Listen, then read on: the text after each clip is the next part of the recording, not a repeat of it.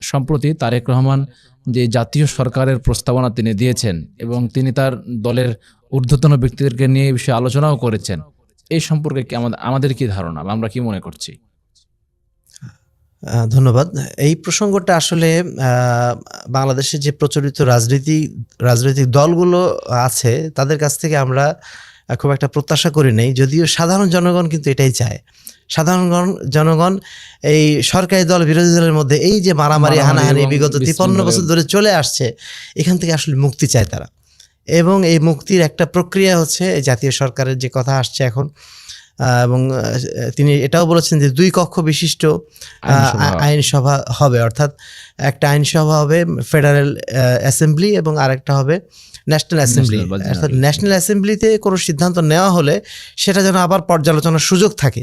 এখন যেটা হয়েছে, মানে জাতীয় সংসদে কোনো যদি আইন পাস হয় সেটা প্রেসিডেন্টের কোনো ক্ষমতা নেই সেটা রদ করা, সে যদি ভুল হয় সেটা গ্রহণযোগ্য হয়ে যাচ্ছে।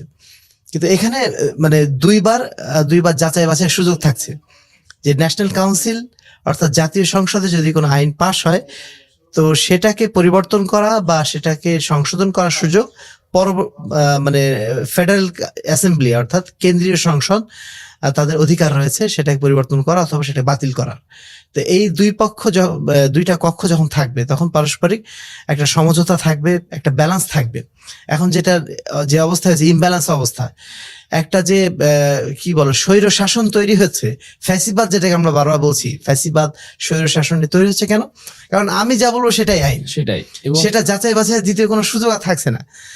দ্বিকক্ষ বিশিষ্ট এরকম সিস্টেমটা থাকলে যাচাই বাছাইয়ের একটা সুযোগ হচ্ছে, পর্যালোচনার সুযোগ হচ্ছে, ফলে সমাজে স্বৈরতন্ত্র বা এই যে ক্ষমতাতন্ত্র যেটা চালু হয়ে গেছে এখান থেকে হয়তো জনগণ মুক্তি পেতে পারে। এই জন্য এই কথাটা আসছে। তা আমরা এই বিষয়টাকে সমর্থন করি। জাতীয় সরকার ব্যবস্থা যদি চালু হয়, উনি এটাও বলেছেন যে জাতীয় সরকার চালু হলে হবে কি, এখন বর্তমান যে ব্যবস্থাপনা সেখানে কোনো জ্ঞানী ব্যক্তির এখানে দায়িত্ব গ্রহণ করার কোনো সুযোগ নেই। কারণ কোনো জ্ঞানী ব্যক্তি, ধরেন একজন বিশ্ববিদ্যালয়ের শিক্ষক, একজন বিশ্ববিদ্যালয়ের ভিসি, তিনি যত বড় জ্ঞানী ব্যক্তি হন না কেন, তিনি কখনো মাঠে নেমে ভোট চাওয়ার এই রাজনীতিতে নামবেন না তিনি। এটা কোনো আসলে স্বাভাবিক হায়া সম্পন্ন মানুষ, আত্মমর্যাদা সম্পন্ন মানুষের পক্ষে এটা সম্ভব না। আমাকে নেতা বানাও, এই ধরনের দাবি নিয়ে তিনি মাঠে নামবেন, এটা তার জন্য একটা চরম অমর্যাদাকর। এর বিপরীতে যখন এইরকম জাতীয় সরকার গঠন হবে, একজন প্রেসিডেন্ট নির্বাচনের জন্য শুধুমাত্র হয়তোবা একটা গণভোট হতে পারে, 4 জন বা 5 জনের একটা প্যানেল থাকবে এবং সেই প্যানেল থেকে একজনকে জনগণ নির্বাচন করে তাকে হয়তোবা প্রেসিডেন্ট নির্বাচন করলো। প্রেসিডেন্ট নির্বাচিত হওয়ার পরে তিনি রাষ্ট্রের যোগ্যতা সম্পন্ন যারা ব্যক্তি আছেন, তিনি যে দলের হোক না কেন, তাদের মধ্য থেকে 50 জন বা 100 জনের একটা অ্যাসেম্বলি করবেন এবং তাদের মাধ্যম দিয়ে তিনি রাষ্ট্র পরিচালনা করবেন। এবং যারা জনপ্রতিনিধি হবেন তারা হবেন নির্দিষ্ট একটা যোগ্যতার, তাদের একটা ক্রাইটেরিয়া থাকবে। সবাই ঢালাও ভাবে জনপ্রতিনিধি হবে এমন না, তাদের নিঃসন্দেহে কিছু ক্রাইটেরিয়া থাকবে, সেই ক্রাইটেরিয়া মেনটেন করেই তারা জাতীয় সংসদে আসবেন। এবং এইভাবে আসলে নিঃসন্দেহে এখন যে শাসন ব্যবস্থা চলছে এর চেয়ে 1000 গুণ ভালো শাসন হবে সেটা। যেমন ভাবে বর্তমানে তত্ত্বাবধায়ক সরকার তো গিয়েছিল, বর্তমান যে ইন্টারিম গভর্নমেন্ট চলছে, অন্তর্বর্তীকালীন সরকার, এই সরকারে যারা আছেন তারা কিন্তু কেউ ক্ষমতা চেয়ে নেননি, তাদের সবাইকে কিন্তু সিলেকশনের মাধ্যম দিয়ে নিয়ে আসা হয়েছে, মনোনয়ন করে নিয়ে আসা হয়েছে এবং তারা কিন্তু রাষ্ট্রের যোগ্য পার্সন। তারা কিন্তু দীর্ঘদিন অভিজ্ঞতার মাধ্যম দিয়ে তাদের যে অভিজ্ঞতা কাজে লাগিয়েছেন সেই অভিজ্ঞতার ভিত্তিতেই তাদেরকে কিন্তু আজকে এই সরকারে নিয়ে আসা হয়েছে।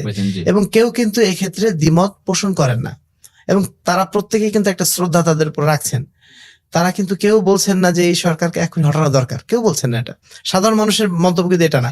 কিছু রাজনৈতিক দলের হতে পারে যেহেতু তাদের স্বার্থে ক্ষুণ্ণ হচ্ছে, কিন্তু সাধারণ মানুষ, বিবেক সম্পন্ন মানুষ, তারা কিন্তু সবাই কিন্তু এটার পক্ষে এবং তারা চাচ্ছেন যে এদের মাধ্যম দিয়ে, বা তারা আশা করছেন এদের মাধ্যম দিয়ে একটা সুন্দর সমাজ বা সুন্দর শাসন ব্যবস্থা, সুশাসন, ন্যায় বিচার, এইগুলো আশা করা যায় প্রতিষ্ঠিত হবে। তো এই জাতীয় সরকারের ধারণাটাকেই আমরা সমর্থন দিচ্ছি এবং আশা করছি সামনে যে নতুন গভর্নমেন্ট সিস্টেম হবে বা নতুন যে নির্বাচন ব্যবস্থা হবে, সেই ব্যবস্থাটা জাতীয় সরকারের এই ধারণার উপর ভিত্তি করেই প্রতিষ্ঠিত হবে। সেটা যেই দলই বলুক না কেন, বা যার পক্ষ থেকে বক্তব্যটা আসুক না কেন, যেহেতু এটা সমাজের শান্তি, সুশাসন এবং ন্যায় বিচার প্রতিষ্ঠার জন্য এটা একটা উপযুক্ত সিস্টেম, আমরা এটাকে সমর্থনযোগ্য বলে মনে করি।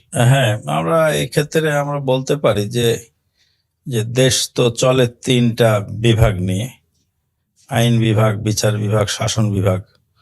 শাসন বিভাগে যেমন বিসিএস ক্যাডার লাগে, বিচার বিভাগে যেমন বিসিএস ক্যাডার লাগে, তো আইন বিভাগেও যদি ওরকম একটা সিস্টেম থাকে, ন্যূনতম যোগ্যতা, যে জাতীয় অ্যাসেম্বলিতে কারা কারা আসতে পারবে, কি রকম যোগ্যতা তাদের লাগবে, এই মেধার ভিত্তিতে যখন নির্বাচন করা হবে।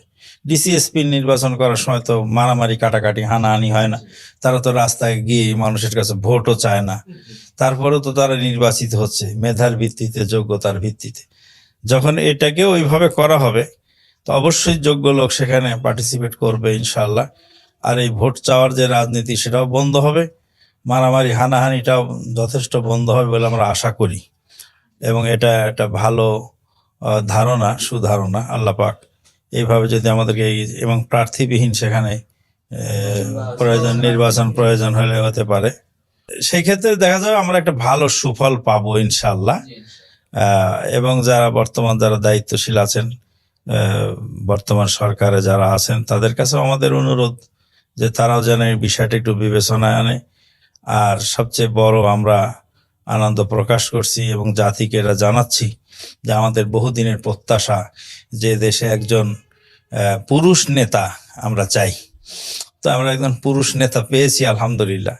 আল্লাহ পাক তার ভিতরে ত্রুটি বিচ্যুতি কিছু থাকলে সেগুলিকে যেন উপেক্ষা করে, বা তিনি নিজেই সংশোধিত হয়ে তিনি যেন আমাদেরকে, জাতিকে একটা ভালো কিছু উপহার দিতে পারেন, তার জন্য আমরা প্রাণপণ দোয়া করি এবং তার কাছে আমরা অনুরোধ রাখি যে আপনি এই দেশকে সুন্দরভাবে গড়ে তোলার জন্য, এই দেশের জনগণের চাওয়া পাওয়া, বৃহত্তম মুসলিম জনগোষ্ঠীর চাওয়া পাওয়ার দিকে বিবেচনা রেখে আপনি ইসলামাইজড করার জন্য চেষ্টা করবেন।